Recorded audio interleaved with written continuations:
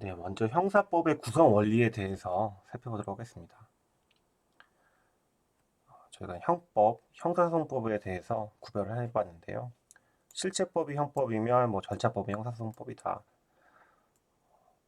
그 범죄와 형벌에 관한 데서 직접 규율하고 있는 게 형법이면 그 과벌하는 그 형벌을 과벌하기 위한 범죄를 확인하고 증거에 의해서 범죄를 확인하고 과벌하는 일련의 절차를 규율하는 것이 형사소송법이죠. 형법은 이제 가장 중요한 테마가 범죄와 형벌에 관한 것입니다. 그래서 어떤 것을 범죄로 규정하고 있고 그 금지된 행동을 위반해서 어떤 행위가 적발되었을 때 어떠한 페널티를 가할 것인지 양축으로 규정되어 있다고 보시면 됩니다. 저는 이걸 줄여서 범죄와 형벌, 그래서 죄와 벌이라는 용어가 널리 쓰이고 있지 않습니까? 형사법의 지배 원리는 사실은 이게 좀 앞서 살펴본 내용들과 중접되는 내용들입니다. 이제 반복해서 보셨던 내용들이어서 편하게 한 번씩 읽어보시면 될 것 같아요. 형사소송 절차에서 적법조차 원칙, 헌법에서 나오고 있는 12조 1항, 3항 관련된 또 13조 1항 관련된 내용들이잖아요. 특히 형사소송 절차와 관련돼서 형벌권 실행 절차, 형사소송 전반을 규율한 기본 원리로서 적법조차 원칙이 형사 피고인에게 절차 형성하는 것. 이거와 구별되는 또 비슷하다고 볼 수도 있는데요. 제한 법정주의라는 것이 또 형사법에서 발전되어 왔습니다. 내용 보면 우리 헌법은 국가 권력의 남용으로부터 국민의 기본권을 보호하려는 법치국가 실현을 이념으로 하고 있어서 그 법치국가의 개념에 제한 법정주의, 소급표 금지, 유추해석 금지, 그리고 법정 형벌은 비례의 원칙을 준수해야 된다. 그러니까 행위 무거움과 행위의 부책에 상응하는 정당하게 비례성이 지켜져야 된다. 책임에 비례해서 형벌이 부과돼야 된다. 그런 내용들이 사실은 이 제어법정주라는 얘기를 반드시 하지 않다고 하더라도 기본적으로 소급표 금지, 유추해석 금지, 이런 여러 가지 내용들 같은 경우는 법치국가 원리의 개념으로부터 도출될 수 있을 것 같습니다. 물론 유추해석 금지는 조금 약간 다르긴 하지만 일반적으로는 유추해석이 허용될 수 있는 건데 형사법 영역에서 금지된다는 것이니까요. 법률이 없으면 범죄도 없고 형벌도 없다. 이런 제형법정주의는 정의로운 법률이잖아요. 형식적인 법률이 아니라 정의로운 법률에 의하지 아니하고는 처벌되지 아니한다는 원칙이다. 이는 무엇이 처벌될 행위인가를 국민이 예측 가능한 형식으로 정하여 법적 안정성을 보호하고 국가 형벌권의 자의적 행사로부터 개인의 자유와 권리, 특히 신체의 자유겠죠. 신체와 생명의 자유를 보장하기 위해서 법치국가 형법의 기본 원칙이다. 우리 헌법 12조 13조에 나타나 있다. 제헌법정주의는 자유주의, 권력분립, 법치주의, 국민주권의 원리에 입각한 것으로서 어떤 형벌일 것인지는 입법부가 제정한 법률에 의해서만 정해질 수 있다. 형식적인 의미의 법률이 제정되어야 되는데 혹시 부득이하게 행정부에서 법규명령 형태, 하위 법규명령 형태로 제정되는 경우라고 하더라도 구체적이고 명확한 법률상의 위임 근거가 좀 있어야 된다. 그러니까 위임 자체가 불가능하다고 볼 수는 없지만 그럼에도 불구하고 제한법정주의 원칙에 비춰보건대 수긍의 자체가 예측될 수 있어야 된다. 제한법정주의 하나의 하부 원칙으로서의 법률주의지만 이건 법률 유보의 원칙, 저희 법치주의 법치국가의 원리에서 기본적으로 나오는 도출되는 내용들과도 연결되잖아요. 헌법에서 배웠던 내용들과도 충분히 연결되는 내용이기 때문에 얼마나 중요하면 이렇게 반복해서 설명하고 있을까라는 거. 하위 법령의 유임 가능성을 좀 보는데 법률에 의한 처벌법의 위임은 헌법이 특별히 인권을 최대한 보장하기 위해서 그러니까 형사절차 관련해서 제형법정주의와 적법조차를 규정하고 이런 거 특별히 기본권 보장 우위사상에 비춰봐도 바람직하지 못하다는 겁니다. 그러니까 설령 그러니까 부득이하는 경우라고 하더라도 불가능하지 않다고 하더라도 이게 바람직하지는 않다는 거죠. 이런 게 완벽하게 제한적으로 해양돼야 한다. 특히 긴급한 필요, 부득이한 사정이 있는 경우 아니어서는 한정되어야 된다. 예, 그리고 설령 하위 법령에 위임을 하는 경우에도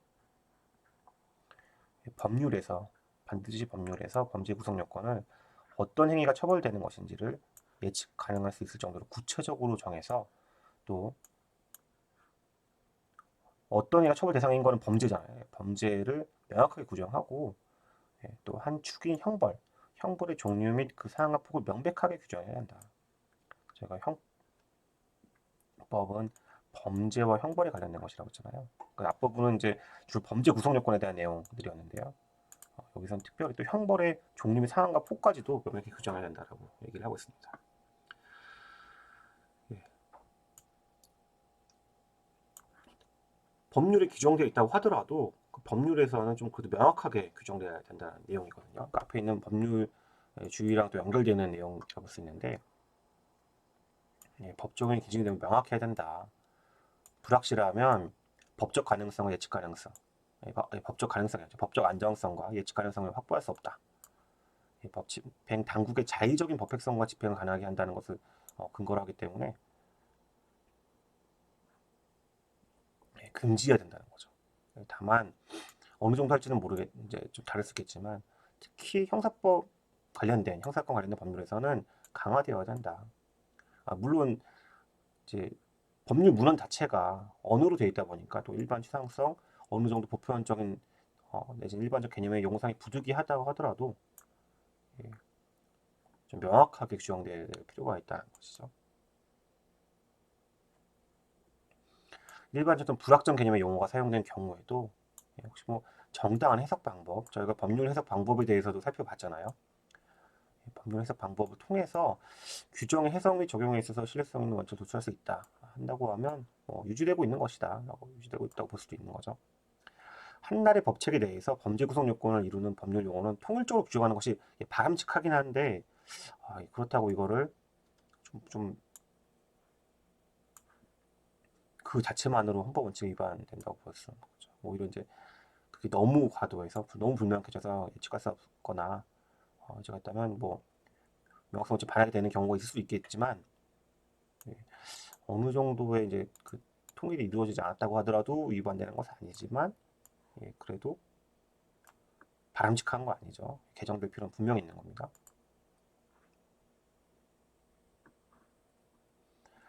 예시적 입법 형식을 취하는 경우가 있어요. 개별 사례를 예시적으로 규정하는 예시적 입법 형식의 경우에는 구성 요건의 대전제인 일반 조항의 내용이 지나치게 포괄적이어서 법관의 자의적인 해석을 통해 그 적용분을 확정할 가능성이 있다면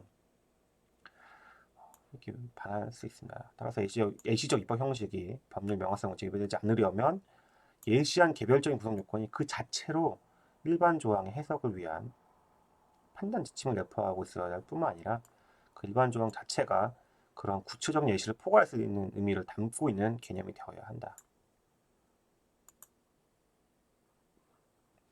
범죄와 형벌이 가능한 사항에 대한 입법의 한계와 관련된 요구는 명확성 원칙의 요구와 경합된다.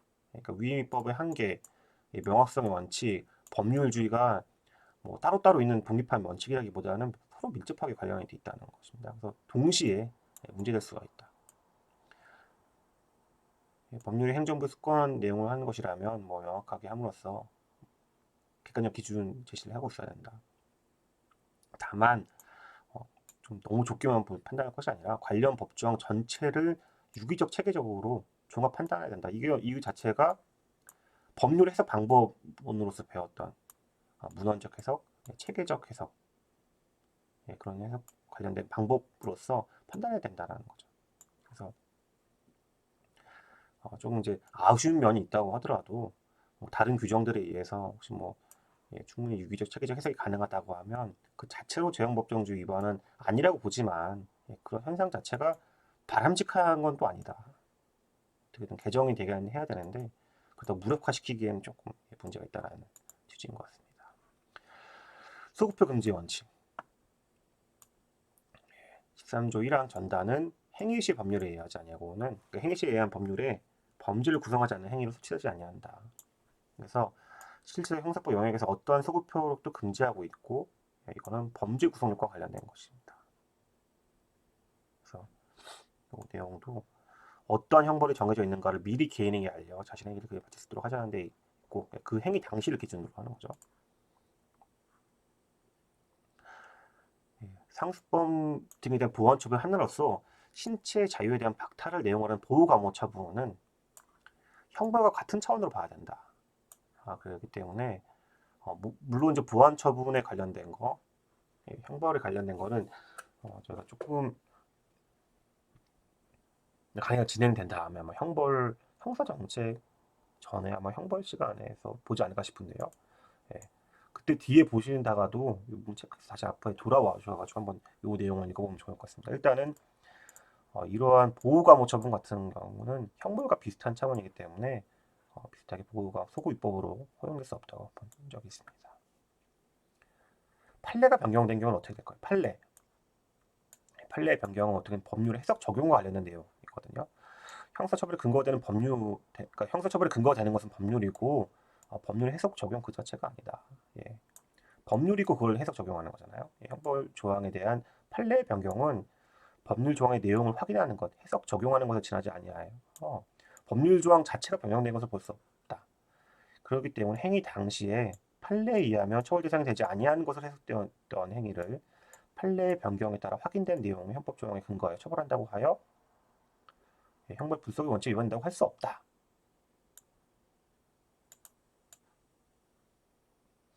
예.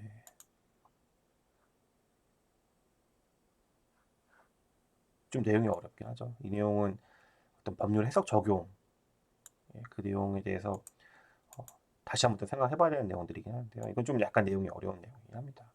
좀 충분히 이거에 대한 반론도 있긴 있거든요. 그러니까 그게 어쨌든 판례 변경에서 처벌되는 된 거 아니야. 과거에는 처벌 안 받는다고 생각했던 나름 신뢰가 있었는데 판례 변경으로 이제 처벌되는 거로 이제 이렇게 가는 것이 과연 피고인에게 유리한 거 맞냐라는 반론이 있긴 있는데요. 그럼에도 불구하고 법률이랑 법률 해석 적용은 좀 다르다고 본 거죠. 법률이랑 법률 해석 적용은 분명히 구분이 된다. 유추해석 금지다. 이것도 이제 법률 해석 적용과 관련된 내용이죠. 제한법정주 원칙에서 범죄 형벌에 대한 규정이 없음에도 해석을 통해서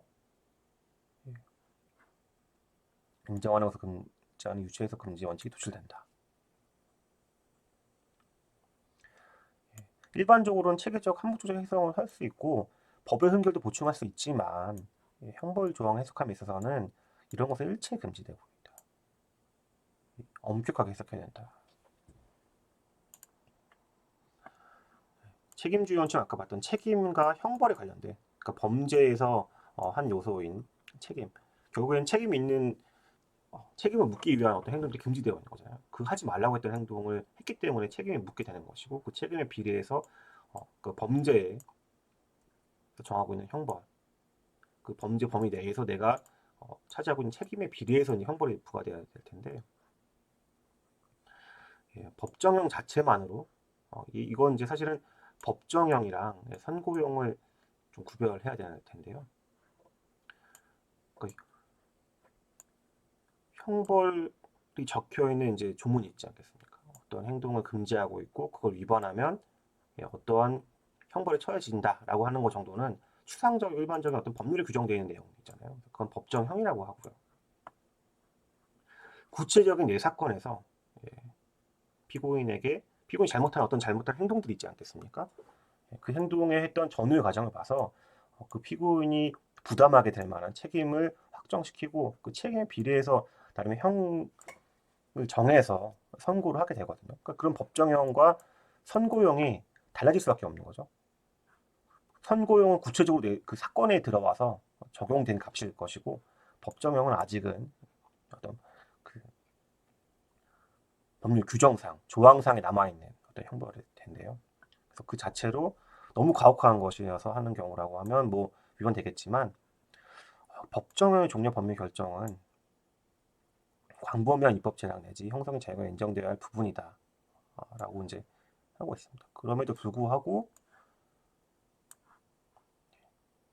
쉽게 인정되기 쉽지 않은 부분들이지만 최근에 이제 윤창호법 위반 결정 나온 것을 보면 그럼에도 불구하고 이런 내용들 이런 판단을 거쳤음에도 이제 위헌이라고 판단이 됐던 것이죠. 또 하나 이제 아까도 유추해석 금지 원칙 같은 경우도 보면 이제 대한항공 판례에서도 다수 의견과 반대 의견이 되게 갈렸잖아요. 그래서 반대 의견은 어쨌든 처벌하자는 항로 변경죄로 처벌하자는 입장이었지만 그럼에도 그러니까 이 다수 의견은 처벌하는 것은 뭐 유추해석 금지 원칙 또 이제 나름의 얘기를 하고 있는 거고 반대 의견은 처벌하더라도 유추해석 금지 원칙에 위반되는 것은 아니다라고 해서 또 얘기를 달고 있지 않습니까? 그래서 이건 좀 최근에 봤던 어떤 판례들이랑도 연결되는 것 같습니다.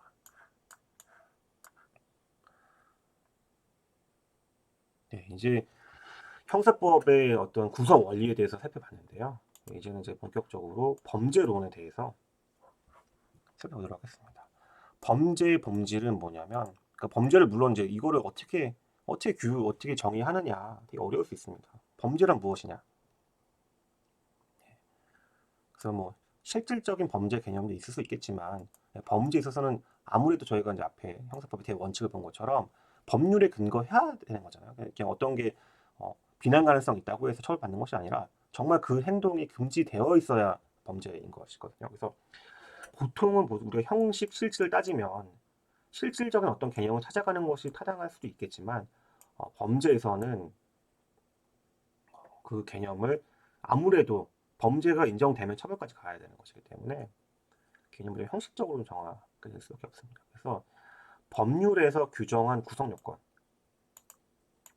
그러니까 법률에서 금지하고 있는 어떤 행동이어야 되는 거죠. 그러니까 형사 처벌을 예정하는 어떤 금지되는 행동.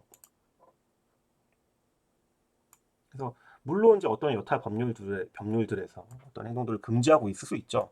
근데 금지만 하고 형사 처벌, 형벌을 부과하지 않으면 범죄가 아닌 거죠.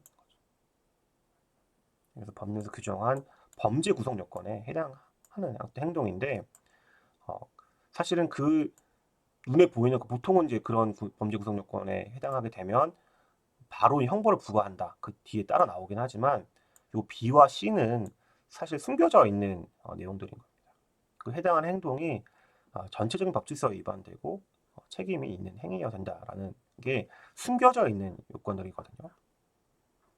그 반대로 얘기하면 법률에서 규정한 구성 요건에 위반되는 어떤 행동이 있다고 하더라도 전치 법 질서에 위반되지 않는 행동, 예를 들면 정당방해 같은 게 있지 않겠습니까? 정당방해 인정된다고 하면 예, 일은 겉보기에는 그 행동이 법률에서 규정한 범죄 구성 요건에 해당하는 행동이라고 보인다고 하더라도 정당방해에 해당되면 전체 법 질서에 위반되는 행동이 아니니까 범죄로 처벌받지 않게 되는 것이죠.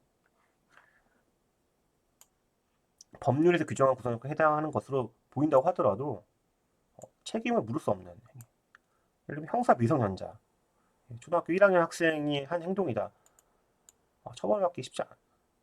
금지하고 있으니까 책임 능력이 없다고 보아야 되는 거니까 형사 무능력자이기 때문에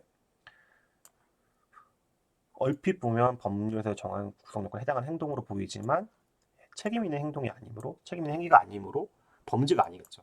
그래서 범죄를 구성하는 굉장히 중요한 체계가 구성 요건 해당성, 위법성, 책임 요 3단계 범죄 체계론이 좀 확립되어 있는 견해라고 보시면 될 것 같습니다. 특히 이제 이렇게 좀 체계를 구성하는 이유는요. 주관적 구성 요건으로서 보통 우리가 고의를 했을 텐데 고의의 인식 대상은 객관적 구성 요건이지 요 뒤에 있는 요거를 인식하고 있는 건 아니거든요. 인식하는 것은 아니고 요거를 인식하는 거다. 주관적 구성 요건으로서의 어떤 고의는 요걸 인식하는 거. 어떤 경우도 이제 사실 이제 뭐 제가 뒤에 자세히 설명하지 않았지만 어떤 이제 문제들이 좀 주로 나오게 되냐면 다수의 범죄 가담 형태가 존재할 수 있거든요. 공범 형태로 다수의 사람들이 한다. 각자 생각이 다를 수도 있잖아요.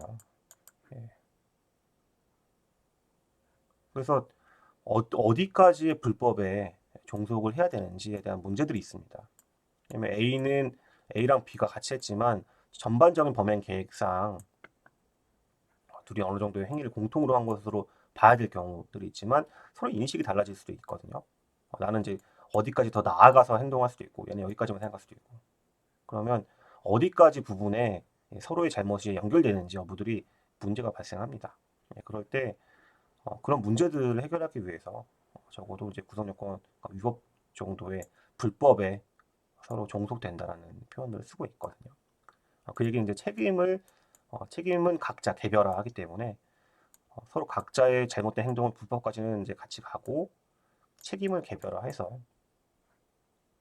처벌받는다는 내용입니다. 물론 이제 이렇게 말씀드리니까 어려운 내용인데 이거를 이제 형법을 따로 이제 저희가 한 학기 동안 보는 건 아니기 때문에 아무튼 이제 그런 특히 공범과 관련된 문제라든지 차고 관련된 인식이 내가 생각했던 인식과 다르게 뭔가 일이 벌어졌을 때 이런 범죄 체계론적인 사고를 가지고 있으면 그러면 이제 문제 해결에 있어서 도움이 될 수 있는 거죠. 요거 얘기하다가 지금 요걸 넘어갔는데 요거 얘기 안 했잖아요. 범죄의 본질. 범죄 본질에 있어서는 기본적으로는 이제 법익 침해로 보는 경우들이 이제 많습니다. 어떠한 보호 법익이 있고요.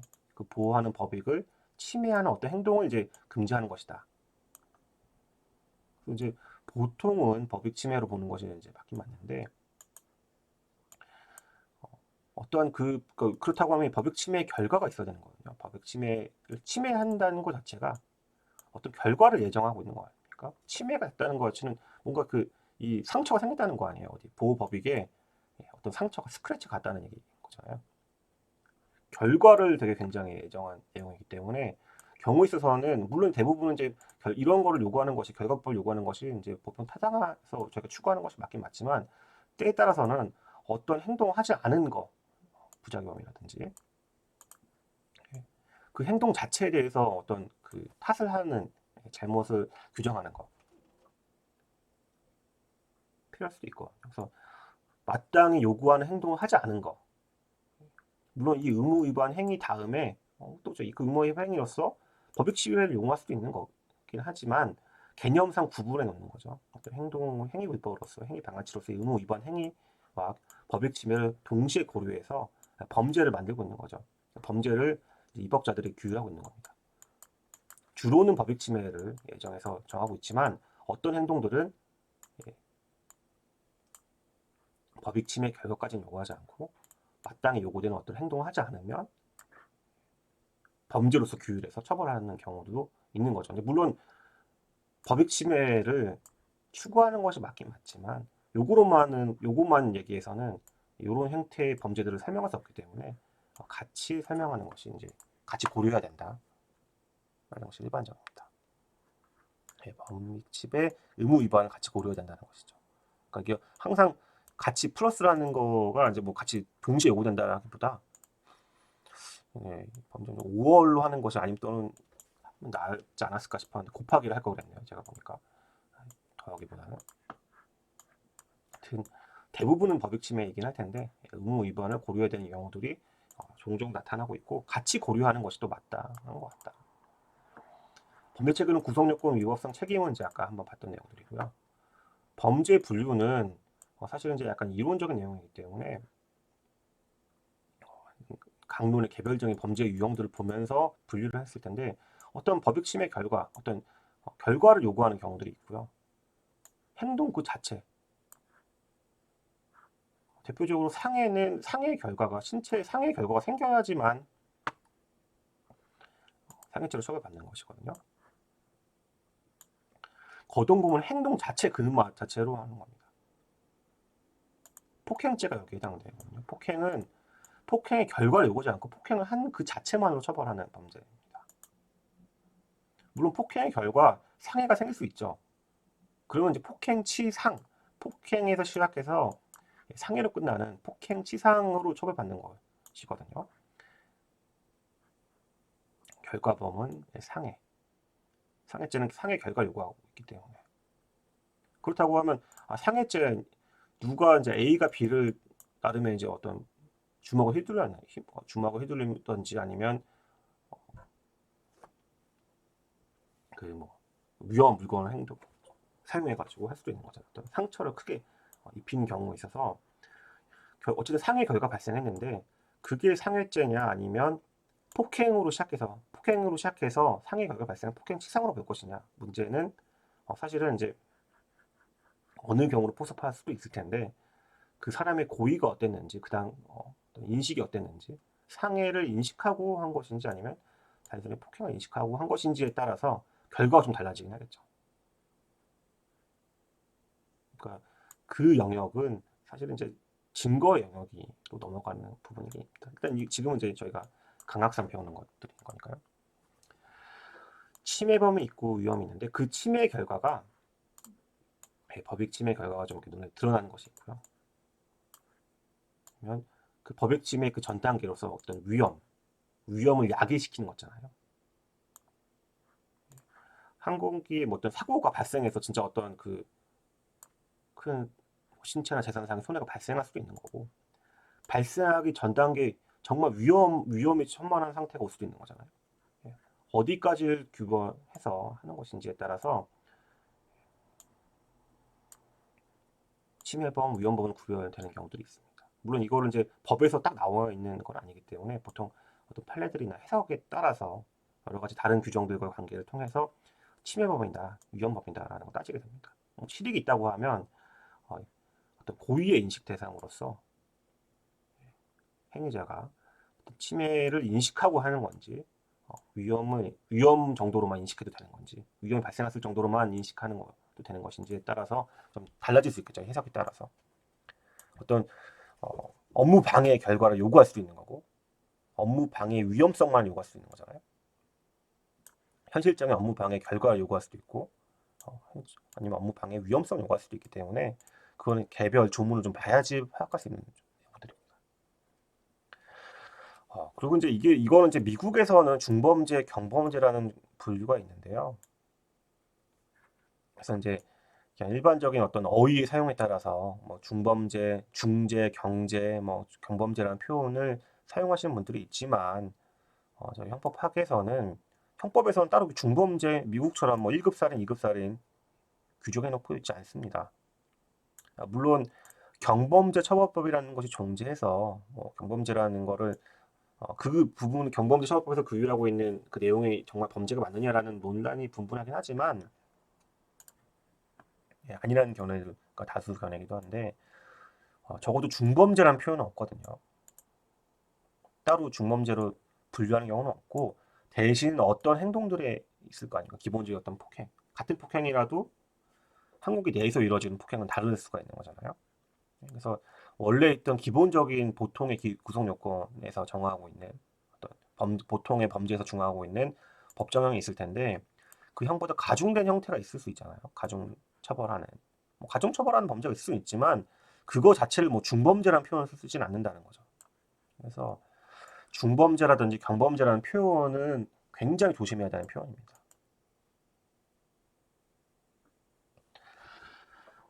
객관적 구성 요건 요소를 좀 봐보면요. 객체. 객체가 있는 범죄도 있고 없는 범죄도 있습니다. 결과를 요구하는 범죄도 있고 없는 범죄도 있죠. 인과관계를 요구하는 범죄도 있고 없는 범죄도 있습니다.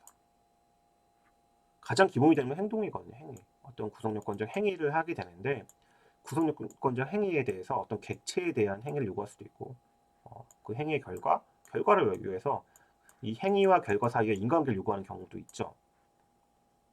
사람을 살해하는 행위가 있다고 하면 사람을 살해하는 행위로 사망의 결과가 발생되고 내가 했던 어떤 행동이 그 사망의 결과와 인과관계가 있었다는 이런 범죄도 있지만 아닌 범죄도 있다고요.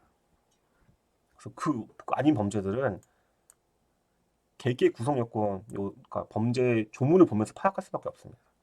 가장 기본이 되는 건 행위이긴 한데 객체, 결과, 인과관계를 결과 인과관계 같은 경우는 항상 어떤 요구된다 그렇게 보기는 어렵습니다. 보통의 우리가 일반적인 보통의 범죄에서는 요구되고 있긴 한데 아닌 경우들도 있는 거죠. 어려운 건 주관적 구성 요건 요소인데 일반의 그 어휘와는 다르게 일반 쓰고 있는 고의는 굉장히 어떤 걸 어떤 심적인 의도로서 왜 그 사람을 어떻게 살해를 했냐라고 물어볼 수도 있겠지만 형법에서 말하는 고의는 기본적인 어떤 인식을 얘기하는 거거든요. 그래서 어떤 목적을 가지고 살해한다든지 어떤 악이 해야 할 목적으로 어떤 악의라는 표현이랑 좀 다르다는 거죠. 보통 형법에서는 요구로만 아주 왜냐하면 이제 여러 가지 요구한다 된다고 더 넓은 개념인 거잖아요. 이런 것까지 요구하게 되면 거꾸로 이게 이만큼 이루지 못했으면 악에 이르지 못했으면 처벌을 안 받게 되지 않겠습니까? 그렇기 때문에 이게 가장 코어니까 코어는 좀 약간 좁게 보는 거죠. 인식 어느 정도 범죄의 기본적인 구성 요건 요소에 대해서 저도 그 개별 범죄에서 말하고 있는 것 정도의 핵심적인 내용만 인식하고 있으면 일단 고의가 있다고 보는 거죠. 적어도 만약 객체를 요구하는 범죄가 내가 애를 찌른다는 정도는 알고 있다. 내 행동이 어느 정도의 그걸 알고 있고 결과 발생할 것을 인식했다.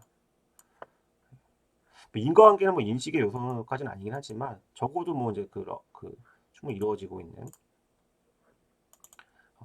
가장 기본적인 요소들만 인식하면 된다는 거고요. 나아가서 정말 그 사람을 어떻게 뭐 그 어떤 해하고 어떤 내가 어떤 금전할 목적이라든지 이런 목적까지 요구하는 거는 아니다. 다만 개개의 범죄에 따라서는 이런 목적을 요구하는 경우들이 있습니다. 그 목적을 요구하고 어떠한 특별한 어떠한 그 주관적 요소를 또 요구하는 경우도 있죠. 성적 만족감을 뭐 느끼게 하는 행동까지도 요구하는 경우라고 한다고 하면 단순히 내가 하는 행동에 대해서 그게 어떠한 그 성범죄로서의 인식도 있지만 그로 인해서 내가 성적 만족감을 요구한다? 그럼 그것까지 입증을 해야 되는 문제가 좀 있기 때문에 목적은 개개의 범죄에서 요구하는 경우도 있지만 일반적으로 요구되고 있는 건 아니다. 그러니까 이게 제너럴한 거고 요거는 플러스 알파로 요구되는 범죄들이 몇 개 있다 이렇게 보시면 될 것 같습니다. 행위는 항상 중요한데 보통 저희가 이제 이런 적극적으로 이루어지는 어떤 행동, 액티브한 것들은 자기라고 하는데요. 자기 부작위 이 표현이 일본식 표현이어서 좀 어렵긴 하지만 이제 어려운 건 부작위겠죠. 부작위는 어떤 해야 할 행동이 있었는데 법률상의 어떤 행동, 그 여기 말하는 이 자기 의무는 법률 외에서도 좀 넓게 보고 있는 측면이 있겠고 계약에 서 발생할 수도 있는 거라서 어떤 내가 행동에 대한 의무가 있는데 당연히 기대되는 행동이 있는데 하지 않았을 때 처벌받게 되는 겁니다. 의무 위반한 거니까 아까 봤던 의무 위반, 법익 침해 의무 위반도 연결되는데 부작위 범에서 이런 부작위 형태 이루어진 범죄에서 결과 발생도 요구할 수 있는 거죠. 법익 침해 결과도 요구할 수 있고 아니면 그냥 그 부작위 자체만으로 처벌하는 경우도 있고 따져봐야 되는 거죠. 그거는 각각 개별 그 범죄 구성 요건에서 단순하게 어떤 의무를 하지 않은 것만 처벌하는 것인지 의무의 결과, 의무 위반의 결과 아무것도 어떤 행동을 하지 않았을 때 그게 이제 의무를 요구되는 행동을 하지 않은 거잖아요. 그거 결과 어떤 결과 발생을 요구할 수도 있죠. 그거는 개개 구성 요건 요소에 따라서 다르기 때문에 개별 범죄 요건을 따져 볼 수밖에 없습니다. 인과관계도 굉장히 어려운 내용이긴 한데요. 이제 뭐 인과관계 객관적 귀속은 사실은 이제 그 교과서적인 표현이긴 해서 보통 일반적으로는 뭐 이런 걸 합쳐서 상당한 인과관계라고 하긴 하거든요. 여기서 말하는 거는 좀 약간 그 기본적인 거, 조건적인 조건설인 거죠. 내가 안 했어도 그 발생했을 것인가? 내가 했기 때문에 그 행동이 나온 것이 아닌가? 그리고 내가 했던 행동들이 사실은 여러 개가 병합될 수도 있거든요. 나의 잘못도 있지만 다른 원인들 봐서 이제 그 여기는 뭐 근접하는 거지만 어느 정도 그거를 이제 그 책임을 물을 만한 행동들의 어떤 요소들을 가지고 있어야 되는 거죠. 직접적인 어떤 인과관계로서의 요소를 가지고 있어야 되는 거. 인과관계는 뭐 민사든 형사든 좀 어려운 부분이긴 합니다. 아까 잠깐 봤던 고의에 대한 내용이 있는데요. 고의는 어쨌든 그런 어떤 악이나 뭐 목적이랑 좀 다르다고 했잖아요. 그래서 아까는 이제 인식이라고만 좀 적어놓긴 했었는데 인식이 가장 기본. 어떤 범죄 성립 요소에 대한 인식다가 어떤 목적까지는 요구하지 않지만 어떤 해야 할 뭐 악이라든지 이런 것까지 요구하지 않지만 적어도 이 인식을 활용할 일정한 의도 또 이걸 용인해서 이걸 인식하면 해도 하고 하지 말았을 행동을 용인해서 나가는 어느 정도의 의사적 작용을 요구하는 거거든요. 그래서 인식 플러스 어떤 의도를 요구하는데 이 의도가 목적이라든지 악의까지는 아니라고요. 그냥 요 인식을 활용해서 나아가려는 어떠한 거, 용인하고 감수하는 행동들을, 행동이 아니죠. 용인하고 하는 그 의사적인 요소들을 얘기하는 거고, 나아가서 악이나 어떤 악의, 어떤 목적, 그런 것까지는 아니다. 여기 가장 핵심적인 코어적인 내용이라고 보시면 될 것 같습니다. 위법성 조각사유, 뭐 정당방 이런 걸 아까 잠깐 설명드렸던 것 같고요. 책임 조각사유도 형사 미성년자 잠깐 설명드렸죠. 명정 상태 요건 한번 좀 볼만한데, 위험 발생을 예견하고 자유심신장애를 야기한다. 이건 이제 자의로 스스로 술 먹고 심신장애 상태를 야기했다. 내가 술 먹고 운전할 거 뻔히 알았음에도 불구하고 위험 발생을 예견하고 나아가는 행동에 있어서는 전 이항의 규정을 적용하지 않기 때문에 이런 형사 책임이 없는 게 아니라 있다는 거죠. 단순하게 이제 술에 취한다든지 약을 먹었고 난 행동에 있어서 나는 뭐 그때 당시에 사물 변별의 능력이 없었다, 의사를 결정하는 능력이 없었다, 그런 능력이 미약했다라고 얘기를 한다고 하더라도, 야, 너가 스스로 그걸 야기한 거 아니냐 하는 경우에는 적용하지 않는다. 그리고 누군가 강요돼서 내가 하는 경우도 있잖아요. 가끔 영화 같은 경우 보면 잔인하게 어떤 그 협박을 받아서 이제 원하지 않게 내가 범죄에 행동할 수 있지만, 저항할 수 없는 폭력이나 이런 방어 쓰는 방법의 협박이 강요에 의해서 이루어진 경우에는 마찬가지로 저희가 이제 어떤 정당 행위에 대한 기대 가능성이 없기 때문에 그럴 수밖에 없던 행동들이었잖아요. 그렇기 때문에 이제 처벌받지 않는 책임이 없는 행동이 되겠다는 것입니다. 어려운 거는 정범과 공범의 구별이 좀 어려운 문제이긴 한데요. 정범은 어떤 범죄 구성 요건 요소에서 어떤 직접적인 어떤 행동을 얘기하거든요. 주요한 그 행동을 구성하는 어떤 행동들을 하는 사람을 말하고요. 공범은 그 뒤에 있는 사람들이겠죠. 근데 저희가 일반적으로 알고 있는 공범, 같이 가서 현장에 있는데 2인이 같이 나아가서 한 행동에 있어서는 저희가 일반적으로 그 언어적인 표현으로 공범이라는 표현을 쓰지만 형사법적으로는 공동정범이란, 왜냐하면 현장에 같이 나가서 둘이 어쨌든 범행 계획하에 이루어진 거잖아요. 현장에 안 나간다고 하더라도 한 명이 둘이 같이 이제 범행 계획을 짜서, 야, 나는 망을 보고 있을 테니 넌 들어가서 뭐 어떤 범죄를 하고 와라. 야, 나는 그동안 도피루를 알아보고 있을 테니 너는 가서 하고 와라. 뭐 이런 경우들이 많잖아요. 그거는 공범이 아니라 서로 다 각자 정범인 겁니다. 그냥 공동을 했을 뿐이기 때문에 정범으로 처벌하게 되는 것이죠. 절대 공범이란 표현이 일상적인 우리가 아는 공범이 대부분은 공동 정범이라는 것이죠. 그러니까 이 정범,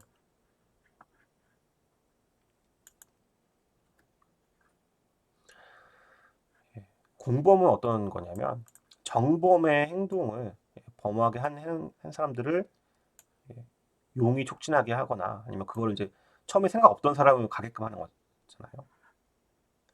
이걸 교사를 넘어서 교사한 걸 넘어서 같이 뭐 범행 계획을 짰다. 이 정도면 공동 정범이 되는 건데, 단순하게 범행 계획이 그러니까 범의 어떤 범죄 의사를 가지고 있지 않은 사람에게 갖게끔 하는 행동을 이제 교사범이라고 하고요. 고교인 그것은 미치지 못했지만 전후로 실행의 전후로 용의 촉진하게 도와준 사람은 방조범입니다. 그런데 이렇게 언뜻 교사나 방조로 보이기는 하지만 처음부터 짜고 범행 계획을 짜고서 서로가 서로를 이용해서 갔다. 현장에 있든 없든 범행 계획 하에서 서로가 서로를 이용했다. 그건 공동 정범이 되는 거, 정범이 되는 것이고요. 이런 교사범과 방조범 같은 공범은 아니다. 미수범을 처벌하는 경우도 있습니다. 미수범은 어떤 행동에 있어서의 결과 발생을 하지 않았지만 그 행동이 너무 위험하니까 처벌하겠다는 거거든요. 보통 범죄 완성 결과 발생을 요구하는 경우들이 많은데요. 그러니까 예를 들면 실행의 착수 그 자체로, 예를 들면 폭행은 그 자체로 그냥 끝나는 거잖아요. 휘두르는 거 자체이기 때문에 어떤 그 실행에 착수하면서 범죄 완성된 거라서 미수라는 개념을 생각할 수 없는데, 나름의 어떤 실행의 착수와 범죄 완성이 사이에 어떤 그 시간적 이격이 발생할 수 있거든요. 그래서 아직 범죄가 완성되지 않고 결과 발생하지 않고 결과 실패하는 경우도 포함되겠죠. 그래서 결과 발생을 하지 않았다고 하더라도 그 행동이 위험하게 되면 처벌해야 되는 건데, 대신 이제 감경해서 처벌하는 것으로 하겠죠. 그러니까 폭행죄 같은 경우는 실행의 착수와 동시에 범죄가 완성되기 때문에 뭐 이렇게 미수란 폭행 미수라는 개념을 상상하기 쉽지 않지만 실제 처벌하고 있지도 않지만 상해죄 같은 경우라고 하면 예, 상해를 하려고 했는데 예, 칼이 빗나가서 찌르질 못했다. 하지만 상해를 하려고 칼을 휘두른 거지 않겠습니까? 그렇다고 하면 상해 미수가 되겠죠. 정확히 이제 위험한 물건을 흉기를 사용했으니까 특수상해 미수가 될 겁니다. 그러면 휘두른 행동을 보고서 특수상해 미수가 될 건지 단순하게 특수폭행죄가 될 건지. 왜냐면 폭행은 꼭 신체의 유형력에서 신체 맞을 필요는 없거든요.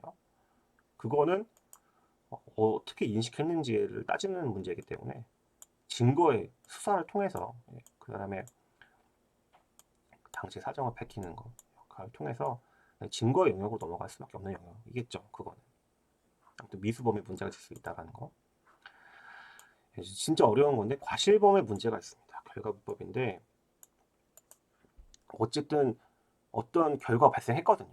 결과 발생을 했는데 그 전제되고 있는 어떤 행동이 있거든요. 그 행동이 애초에 어떤 고의를 갖고 있는 어떤 위험 발생을 인식하고 하는 행동이었으면 그냥 그 고의 범으로 처벌받으면 되는데 고의에는 이르지 못한 거지. 인식을 못했다든지 아니면 의사적 작용에 뭐가 한계가 있어서 그런 경우는 이제 과실법이라고 하지만 실제 있어서는 이 과실법의 요건은 저희 헌법도 그렇고 일정한 주의 의무가 있는데 그걸 위반했고 충분히 그 주의 의무를 준수함에 있어서 너가 이제 그 위반하지 않을 만한 가능성이 있었음에도 불구하고 방만하게 이제 게을리해서 했다는 거. 게을리했다는 게 회부 가능성이면 주의는 주의 의무 위반이겠죠. 그래서 이제 굉장히 그런 이 주의 의무 위반 회피 가능성의 문제를 약간 객관적으로 바라보게 되는 거죠.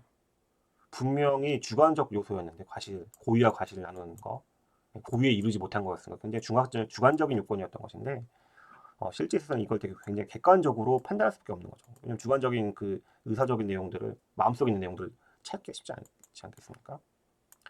아무튼 결과가 발생했는데 그 결과에 대해서 묻는 거. 주의무를 보통 의무로 위반을 전제한다는 개념을 봤을 때는 사실 아까 좀 전에 봤던 부작이랑 굉장히 의무를 위반한 거 되게 비슷하잖아요. 근데 여기서 말하는 부작위 범에서는 제가 아까 말씀드렸듯이 결과 발생이 있을 수도 있고 없을 수도 있는 건데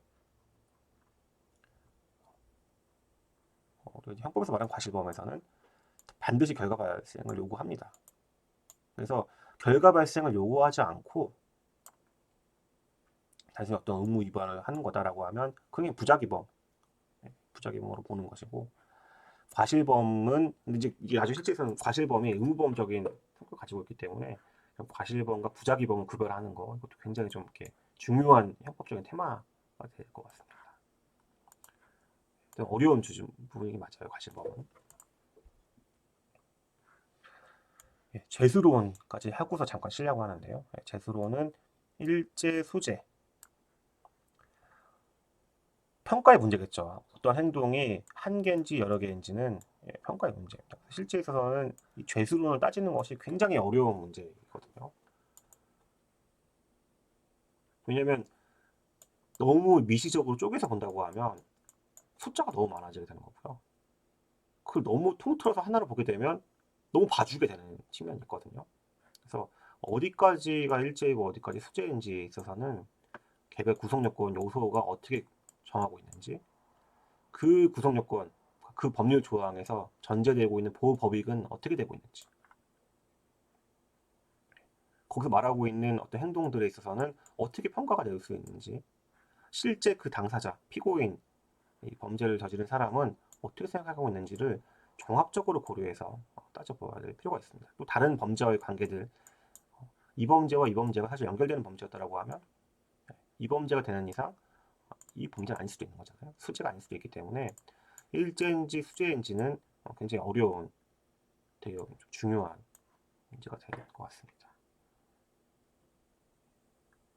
일단 강의는 잠시 쉬었다 가겠습니다.